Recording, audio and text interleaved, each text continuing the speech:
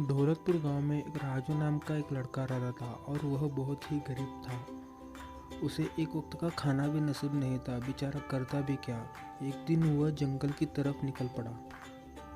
कुछ दूर जाने के बाद उसे एक ऋषि मुनि से मुलाकात हुई और वह अपनी सारी बातें ऋषि मुनि को बताई। ऋषि मुनि ने बोला, तुम यहाँ से पूरब दिशा चले जाओ, वहाँ पर काफ़ी सारी ज़मीनें, उससे तुम खेती करो, उससे तुम्हें कुछ लाभ होगा। ऋषि मुनि कहने के मुताबिक राजू पूर्व दिशा चल पड़ा। राजू वहां जाने के बाद देखा कि वहां बहुत सी जमीन है और तुरंत राजू ने फसल उगाने की तैयारी शुरू कर दी। सारी फसल रोपने के बाद कुछ दिन बाद फसल बड़े हुए।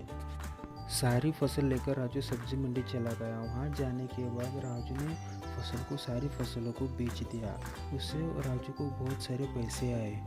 उन पैसों से राजू ने अपना खुद का घर खरीदा और ऐसे करते करते ही राजू एक दिन बहुत ही बड़ा आदमी बन गया। राजू के मन में और भी ज़्यादा लालच आने लगा और उसने काम करना छोड़ दिया। राजू बहुत ही आलसी बन गया था, सिर्फ बेड पर सोता ही रहता था, कुछ काम नहीं करता था। और एक दिन राजू के मन में ये ख्याल आया कि मेरे पास तो बहुत सारे पैसे हैं, उन पैसों से मैं कुछ मजदूरों को काम करवाऊंगा। राजू ने ऐसा बोल के 2 मजदूरों को काम पे रखा। मजदूर दिन रात काम करने लगे और वह मजदूरों को टाइम पे पैसे भी नहीं दे पा रहा था, इसलिए राजू के पास नौकरी करना छोड़ दिया। राजू की फसल धीरे धीरे बर्बाद होने लगी और राजू को कुछ भी समझ नहीं आ रहा था, करे तो क्या करे। तभी अचानक वही रास्ते पे ऋषि मुनि गुजर रहे थे। राजू ऋषि मुनि के पैरों पर गिरकर कहने लगा, मुझे कुछ भी लाभ नहीं हो रहा है।